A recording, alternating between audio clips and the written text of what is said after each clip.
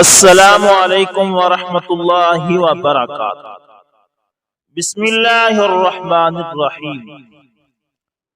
دوستو، حضرت عمرو بن شرحبیل رحمۃ اللہ تعالی فرماتے ہیں کہ ایک شخص کو جب مرنے کے بعد دفن کیا گیا تو اس کے پاس فرشتے آئے اور کہا کہ ہم تمہیں اللہ کے عذاب میں سے 100 کوڑے ماریں گے۔ اس نے اپنے روزوں، نماز اور محنت اور ریاضت کا ذکر کیا تو فرشتوں نے تخفیف کر کے 10 کوڑے کر دیے۔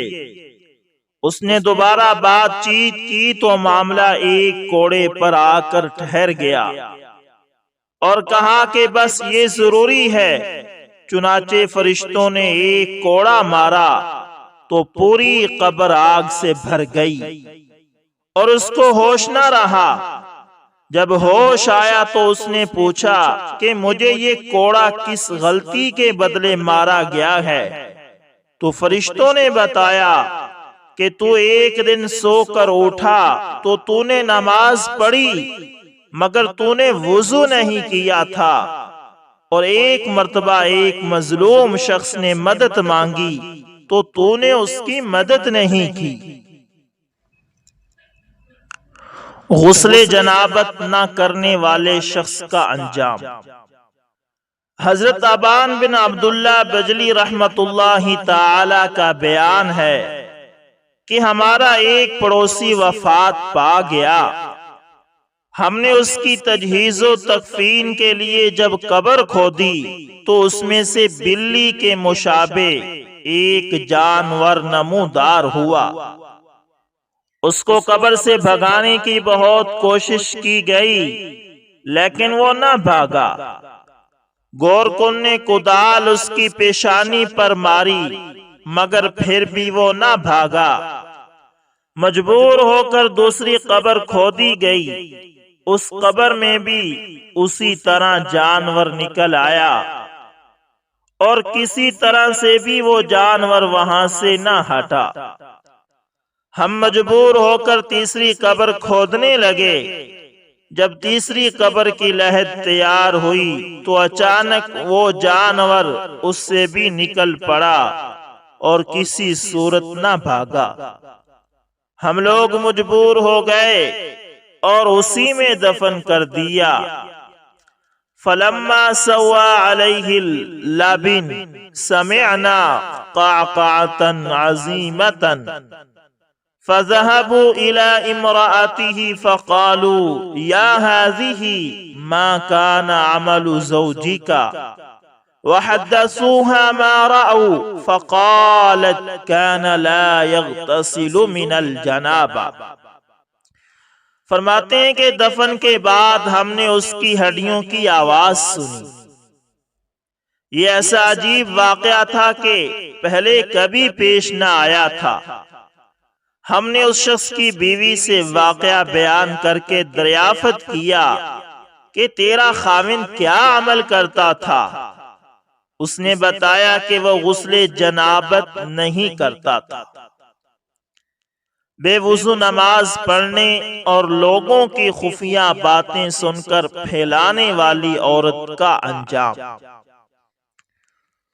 عمر بن دینار رحمت اللہ تعالی کا بیان ہے کہ مدینہ میں رہنے والے ایک شخص کی بہن کا انتقال ہوا تو اس کی تجہیز و تکفین کر کے قبر میں دفن کر دی گئی۔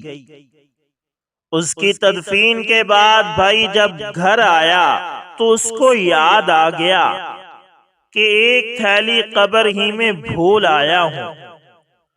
چنانچہ اس نے اپنے ایک دوست کو ساتھ لیا اور بہن کی قبر پر جا کر قبر کھودی اور اپنی تھیلی لے لی۔ پھر اس نے اپنے دوست سے کہا کہ تم ذرا ایک کنارے ہو جاؤ، میں دیکھوں کہ میری بہن کس حالت میں ہے۔ دوست الگ ہو گیا اور اس نے لحد پر سے اینٹ کھول کر دیکھا تو کیا دیکھتا ہے کہ قبر شعلے مار رہی ہے۔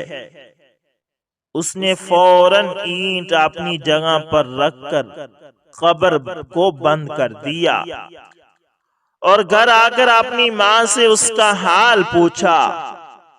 ماں نے کہا وہ نماز دیر سے پڑھا کرتی تھی اور میرا خیال ہے کہ وہ بے وضو بھی نماز پڑھتی تھی، اور پڑوسی جب سو جاتے تو ان کے دروازوں پر جا کر کان لگاتی اور ان کی باتیں سن سن کر ادھر ادھر پھیلاتی تھی۔ نماز اور زبان کی اہمیت۔ ابن شوذب رحمت اللہ تعالی فرماتے ہیں کہ میں نے یونس بن عبید رحمت اللہ تعالی کو فرماتے ہوئے سنا، آدمی میں دو باتیں ایسی ہیں کہ اگر وہ درست ہو جائیں تو اس کے باقی تمام معاملات درست ہو جائیں، نماز اور زبان۔ خصلتان اذا صلحتا من العبد صلح ما سواهما من امره صلاته ولسانه، یعنی اگر اس کی نماز اور زبان درست ہو جائے تو اس کے تمام اعمال درست ہو جائیں گے۔ امام ابو قلابہ رحمت اللہ تعالی روزانہ 400 رکعات نوافل پڑھتے تھے۔ امام ابو قلابہ رحمت اللہ تعالی جن کا نام عبد المالک بن محمد رقاشی ہے، ان کی والدہ نے حالت حمل میں ایک خواب دیکھا کہ ان کے پیٹ سے ایک ہدہد پرندہ پیدا ہوا ہے۔ انہوں نے کسی معبر سے خواب کی تعبیر پوچھی تو اس نے خواب کی یہ تعبیر بتلائی کہ اگر تم اپنے خواب میں سچی ہو تو تمہارے ہاں ایک بچہ پیدا ہوگا جو بکثرت نمازیں پڑھے گا۔ پھر ان کے ہاں امام ابو قلابہ رحمت اللہ تعالی پیدا ہوئے۔ جب سے انہوں نے ہوش سنبھالا اور روزانہ 400 رکعتیں نوافل پڑھتے تھے۔ امام ابو قلابہ رحمت اللہ تعالی 60,000 احادیث کے حافظ تھے۔ اللہ اکبر۔ ان کی وفات سن 276 ہجری میں ہوئی۔ حضرت ثابت بنانی رحمت اللہ تعالی کا قبر میں نماز پڑھنا۔ حضرت عطیہ رحمت اللہ تعالی فرماتے ہیں کہ میں حضرت ثابت بنانی رحمت اللہ تعالی کے پاس موجود تھا۔ حضرت حمید الطویل بھی موجود تھے، تو حضرت ثابت رحمت اللہ تعالی نے حمید سے پوچھا کہ کیا انبیاء علیہم السلام کے علاوہ بھی کوئی اپنی قبر میں نماز پڑھے گا؟ آپ نے اس بارے میں کیا سنا ہے؟ حضرت حمید رحمت اللہ تعالی نے فرمایا، کسی اور کے لیے تو ہم نے نہیں سنا۔ تو حضرت ثابت نے یوں دعا کی کہ اے اللہ، اگر تو نے انبیاء علیہم السلام کے سوا بھی کسی کو قبر میں نماز پڑھنے کی اجازت دی تو مجھے بھی قبر میں نماز پڑھنے کی اجازت دے دینا۔ حضرت جبیر رحمت اللہ تعالی فرماتے ہیں کہ اس اللہ کی قسم جس کے سوا کوئی معبود نہیں، میں نے اپنے ہاتھوں سے حضرت ثابت رحمت اللہ تعالی کو ان کی قبر میں اتارا۔ میرے ساتھ حمید الطویل بھی تھے۔ جب ہم آپ کے اوپر کچی اینٹیں برابر کر رہے تھے، اس وقت ایک اینٹ قبر میں گر گئی تو میں نے اپنی آنکھوں سے دیکھا کہ حضرت ثابت رحمت اللہ تعالی قبر میں نماز پڑھ رہے ہیں۔ اللہ اکبر۔ دوران نماز بےہودہ بکنے پر خنزیر بن گیا۔ 782 ہجری میں حلب سے عجیب و غریب خبر پہنچی کہ امام صاحب نماز پڑھا رہے تھے کہ ایک شخص نے نماز کے دوران بےہودہ بکواس شروع کر دی۔ امام صاحب نے نیت نہ توڑی بلکہ نماز پوری کر کے جب سلام پھیرا تو لوگوں نے دیکھا کہ اس بےہودہ بکنے والے کی صورت خنزیر کی سی ہو گئی ہے اور جنگل کی طرف بھاگا چلا جا رہا ہے۔ لوگوں نے یہ دیکھ کر بڑا تعجب کیا اور ہر طرف اطلاع بھیج دی۔ بحوالہ تاریخ الخلفاء۔ شب بیداری تقرب الہی کا ذریعہ۔ جب حضرت عمرو بن عبسہ رضی اللہ تعالی عنہ فرماتے ہیں کہ رسول اللہ صلی اللہ علیہ وسلم نے فرمایا، اللہ تعالی رات کے آخری حصے میں بندے کے زیادہ قریب ہوتے ہیں، لہذا اگر تم اس گھڑی میں اللہ کا ذکر کرنے والے لوگوں میں سے بن سکو تو ایسا ضرور کرو۔ اقرب ما یکون الرب من العبد فی جوف اللیل الآخر فإن استطعت ان تکون ممن یذکر اللہ فی تلک الساعة فکن۔ ایک روایت میں ہے کہ حضرت عمر رضی اللہ تعالی عنہ نے عرض کیا، یا رسول اللہ صلی اللہ علیہ وسلم، رات کا کون سا حصہ قبولیت والا ہے؟ آپ صلی اللہ علیہ وسلم نے فرمایا، رات کا آخری حصہ، پس جتنی چاہو نمازیں پڑھو، کیونکہ یہ نماز ایسی ہے کہ اس میں فرشتے حاضر ہوتے ہیں۔ اللہ تعالیٰ آسمان دنیا کے قریب آ کر تمام گناہ معاف فرما دیتے ہیں، مگر شرک اور ظلم کو معاف نہیں فرماتے۔ قلت ای اللیل اسمع قال جوف اللیل الاخر فصلی ما شئت فإن الصلاة مشہودہ۔ شب بیداری پیغمبر صلی اللہ علیہ وسلم کی عظیم سنت ہے۔ آپ صلی اللہ علیہ وسلم اپنی ازواج مطہرات کو اس عظیم عبادت کے لیے رات کو جگایا کرتے تھے۔ حضرت ام سلمہ رضی اللہ تعالی عنہا فرماتی ہیں، ایک رات نبی کریم صلی اللہ علیہ وسلم بیدار ہوئے تو زبان مبارک پر یہ الفاظ تھے، سبحان اللہ۔ اس رات کس قدر، یعنی اس رات کس قدر فتنے اترے اور اس رات کس قدر خزانے نازل ہوئے۔ کون ہے جو حجرے والیوں کو جگائے؟ یہ الفاظ آپ علیہ السلام فرما رہے ہیں۔ کون ہے جو حجرے والیوں کو جگائے؟ کتنی عورتیں ایسی ہیں جو دنیا میں تو لباس پہننے والی ہیں لیکن آخرت میں برہنہ بدن ہوں گی۔ شب بیداری دخول جنت کا سبب۔ حضرت ابو مالک اشعری رضی اللہ تعالی عنہ فرماتے ہیں کہ رسول اللہ صلی اللہ علیہ وسلم نے فرمایا کہ جنت میں ایک بالا خانہ ہے جس کا بہر کا حصہ اس کے اندر سے اور اندر کا حصہ اس کے بہر سے نظر آتا ہے۔ ہم نے عرض کیا کہ یا رسول اللہ صلی اللہ علیہ وسلم، وہ بالا خانہ کس کے لیے ہے؟ آپ صلی اللہ علیہ وسلم نے فرمایا کہ اللہ تعالیٰ نے وہ بالا خانہ اس کے لیے تیار کر رکھا ہے جو دوسروں کو کھانا کھلاتا ہے اور گفتگو نرم انداز میں کرتا ہے اور مسلسل پابندگی کے ساتھ نماز پڑھتا ہے اور رات کو قیام کرتا ہے جب لوگ سو رہے ہوتے ہیں۔ تہجد کے چھوٹ جانے پر نفس کو 1 سال تک سزا۔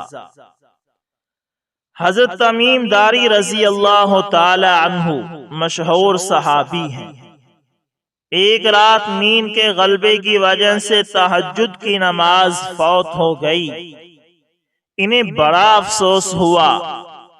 اپنی اس غلطی اور غفلت کی پاداش میں انہوں نے اپنے نفس کو یہ سزا دی کہ پورے 1 سال تک رات کو نہیں سوئے، ساری رات عبادت میں مصروف رہتے تھے۔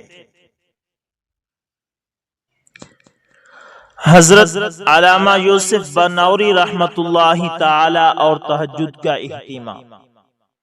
استاذ محترم شیخ الحدیث حضرت مولانا ڈاکٹر عبدالرزاق اسکندر رحمہ اللہ تعالی فرماتے ہیں کہ میں نے افریقہ کے ایک طویل سفر میں دیکھا کہ تہجد سے فارغ ہو کر بیٹھے ہیں، یعنی علامہ یوسف بنوری تہجد کی نماز سے فارغ ہو کر بیٹھے ہیں اور زار و قطار رو رہے ہیں اور فرماتے جا رہے ہیں کہ ہم نے اللہ کے لیے کیا کیا، ہم نے اللہ کے لیے کیا کیا۔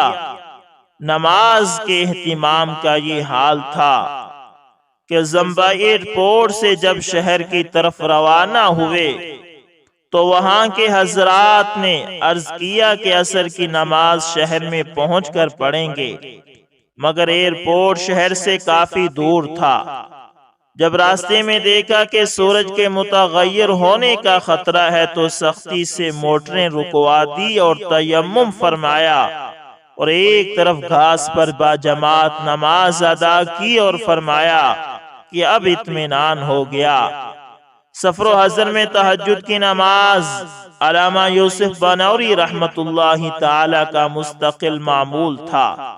پہلی 2 رکعت خفیف ہوتی، دوسری 2 میں یاسین تلاوت فرماتے، باقی رکعت میں مختلف صورتیں پڑھتے۔ حضرت عمر رضی اللہ تعالی عنہ اور خوف خدا۔ حضرت عمر رضی اللہ تعالی عنہ نے فرمایا، کاش میں اپنے گھر والوں کے لیے ایک مینڈا ہوتا۔ آپ یہ فرمایا کرتے تھے کہ کاش میں اپنے گھر والوں کے لیے ایک مینڈا ہوتا، وہ ایک عرصے تک مجھے کھلا پلا کر موٹا تازہ کرتے، حتیٰ کہ جب میں خوب فربا ہو جاتا تو گھر والوں کے کچھ مہمان آتے اور پھر میرا کچھ حصہ بھون لیا جاتا اور کچھ حصے کا سالن بنا کر کھا لیا جاتا، پھر مجھے وہ کھاتے اور نکال دیتے اور میں بشر نہ ہوتا۔ اللہ اکبر۔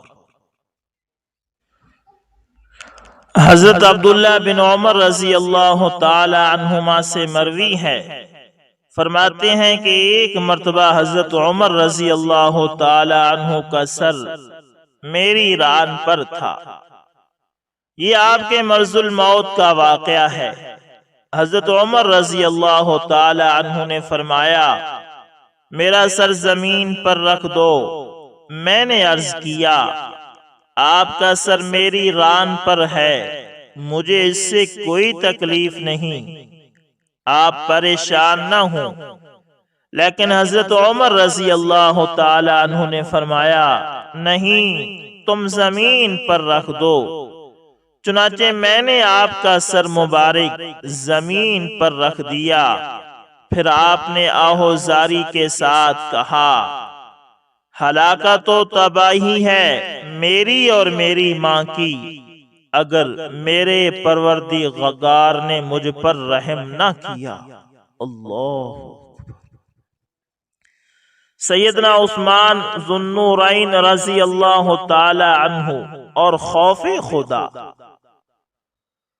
دوستو، خوف خدا تمام محاسن کا سرچشمہ ہے۔ جو دل خدا کی ہیبت و جلال سے لرزا نہیں، اس سے کسی نیکی کی امید نہیں ہو سکتی۔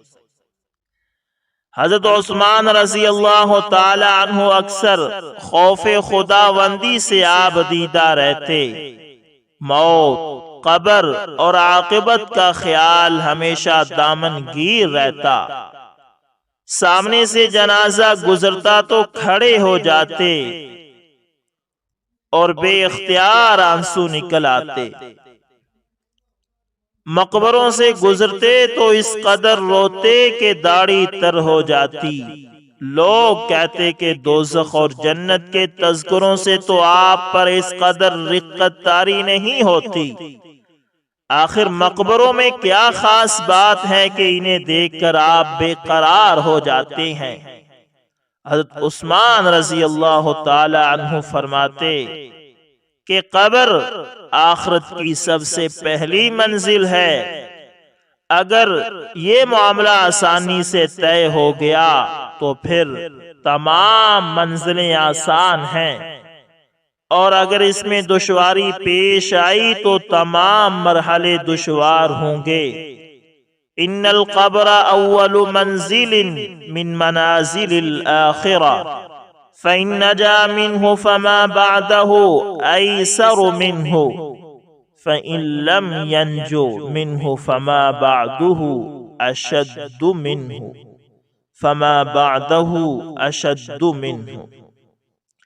قبر آخرت کی منزلوں میں سے اول ہے، بس اگر اس سے نجات پا گیا تو اس کے بعد کی منزلیں اس سے آسان ہوں گی، اور اگر اس سے نجات نہیں پائی تو اس کے بعد کی منزلیں اس سے زیادہ سخت ہوں گی۔ نیز رسول اللہ صلی اللہ علیہ وسلم نے فرمایا، واللہ ما رأیت منظرا قط والقبر افظع منہ، میں نے کوئی منظر قبر سے زیادہ خوفناک نہیں دیکھا۔ حضرت عبد الرحمن بن عوف رضی اللہ تعالی عنہ اور خوف خدا۔ ایک مرتبہ دن بھر روزے کی حالت میں حضرت عبد الرحمن بن عوف رضی اللہ تعالی عنہ تھے۔ شام کے وقت کھانا سامنے آیا تو بے اختیار مسلمانوں کا گزشتہ فقر و فاقہ یاد آ گیا۔ فرمایا، مصعب بن عمیر رضی اللہ تعالی عنہ مجھ سے بہتر تھے، وہ شہید ہوئے تو کفن میں صرف ایک چادر تھی، جس سے سر چھپایا جاتا تو پاؤں کھل جاتے تھے، اور پاؤں چھپائے جاتے تھے تو سر کھل جاتا تھا۔ اسی طرح حضرت حمزہ رضی اللہ تعالی عنہ شہید ہوئے، حالانکہ وہ مجھ سے بہتر تھے، لیکن اب دنیا ہمارے لیے کشادہ ہو گئی ہے، اور ہمیں اس قدر دنیاوی نعمتیں مرحمت کی گئی ہیں کہ مجھے ڈر ہے کہ شاید ہماری نیکیوں کا معاوضہ دنیا ہی میں ہو گیا۔ اس کے بعد اس قدر رقت طاری ہوئی کہ رونے لگ گئے اور کھانے سے ہاتھ کھینچ لیا۔ حضرت امیر معاویہ رضی اللہ تعالی عنہ اور خشیت باری تعالی۔ حضرت امیر معاویہ رضی اللہ تعالی عنہ کے بارے میں ایسے بہت سے واقعات ملتے ہیں کہ جن سے آپ رضی اللہ تعالی عنہ کے خوف و خشیت اور فکر کا اندازہ لگایا جا سکتا ہے۔ آپ رضی اللہ تعالی عنہ مواخذہ قیامت کے خوف سے لرزہ رہتے تھے، اور اس کے عبرت آموز واقعات سن کر زاروں قطار روتے تھے۔ علامہ طبرانی رحمت اللہ تعالی نے نقل کیا ہے کہ حضرت معاویہ رضی اللہ تعالی عنہ ایک جمعہ کو دمشق کی جامع مسجد میں خطبہ دینے کے لیے تشریف لائے اور فرمایا، انما المال مالنا والفیء فیئنا فمن شاء اعطیناہ ومن شئنا منعناہ، یعنی جو کچھ مال ہے وہ سب ہمارا ہے، اور جو کچھ مال غنیمت ہے وہ بھی صرف ہمارا ہے، ہم جس کو چاہیں گے دیں گے اور جس سے چاہیں گے روک لیں گے۔ آپ رضی اللہ تعالی عنہ نے یہ بات کہی، کسی نے اس کا جواب نہ دیا اور بات آئی گئی ہو گئی۔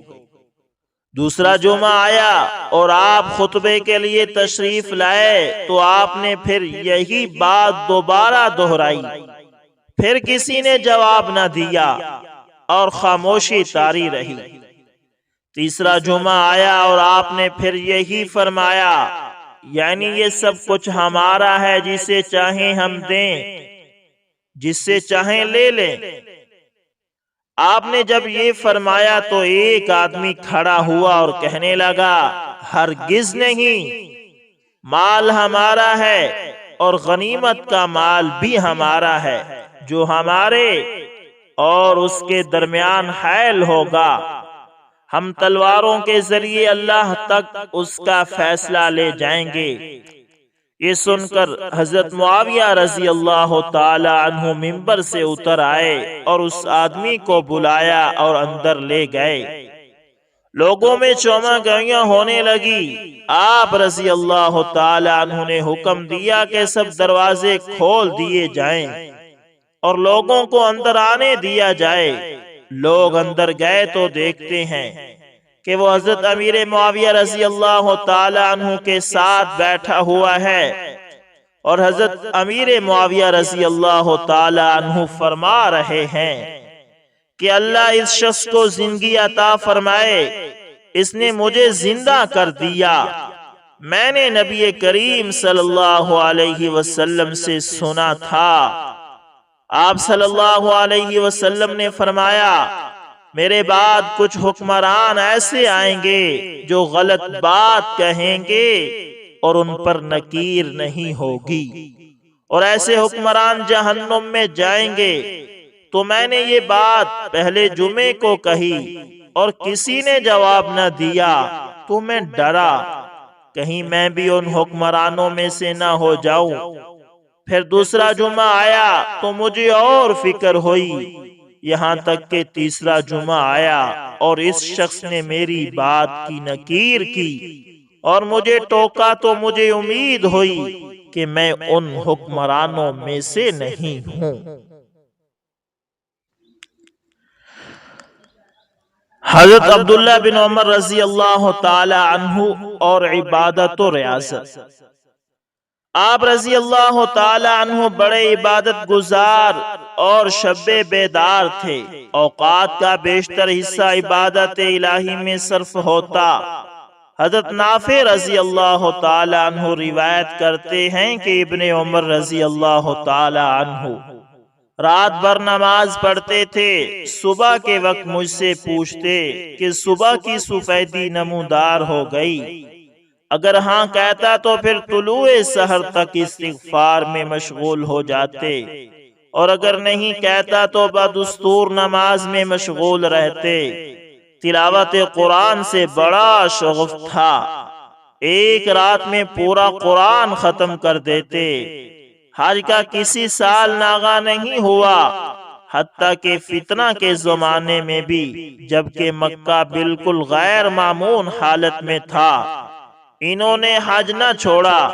چنانچہ عبداللہ بن زبیر رضی اللہ تعالی عنہ اور حجاج کی جنگ کے زمانے میں جب انہوں نے حج کا قصد کیا تو لوگوں نے روکا کہ یہ حج کا موقع نہیں۔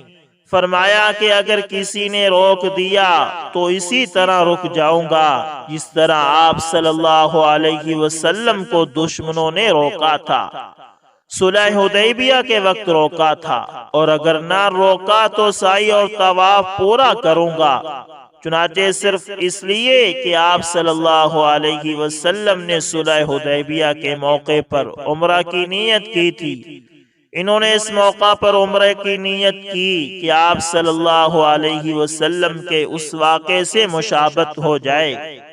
آپ یوں بھی تمام مسائل کے بڑے واقف کار تھے اور آپ نے باکثرت حج کیے، اس لیے صحابہ رضوان اللہ علیہم اجمعین کی جماعت میں آپ مناسک حج کے سب سے بڑے عالم مانے جاتے تھے۔ معمولی سے معمولی عبادت بھی نہ چھوڑتی تھی، چنانچہ ہر نماز کے لیے تازہ وضو کرتے۔ فَكَانَ ابْنُ عُمَرَ يَرَى أَنَّ بِهِ قُوَّةً فَكَانَ لَا يَدَعُ الْوُضُوءَ لِكُلِّ صَلَاةٍ۔ مسجد جاتے وقت نہایت ایسا چلتے کہ جتنے قدم زیادہ پڑیں گے اتنا ہی زیادہ اجر ملے گا۔ یہ تھے چند واقعات نماز اور خوف خدا کے کہ ہمارے اکابرین کس طرح آخرت کے معاملے میں سنجیدہ تھے، اور ہمتن کو وہ آخرت کو سنوارنے کے ہی بارے میں سوچتے رہتے تھے۔ اللہ تعالیٰ سے دعا ہے کہ اللہ تعالیٰ ہمیں بھی اپنا خوف اور خشیت عطا فرمائے اور آخرت کی فکر کرنے کی توفیق عطا فرمائے۔ دوستو امید کرتا ہوں ویڈیو اچھی لگی ہوگی، پسند ہے تو لائک شیئر کومنٹ لازمی کریں، اور اگر آپ ہمارے channel AS information TV پر نئے ہیں تو اس کو لازمی سبسکرائب کریں اور ساتھ میں بیل کے نشان کو دبانا نہ بھولیے گا تاکہ ہر نئی ویڈیو کا نوٹیفیکیشن آپ تک پہنچتا رہے۔ دوستو ملتے ہیں کسی نیکسٹ اچھی سی ویڈیو کے اندر، تب تک کے لیے اللہ حافظ، جزاکم اللہ خیر۔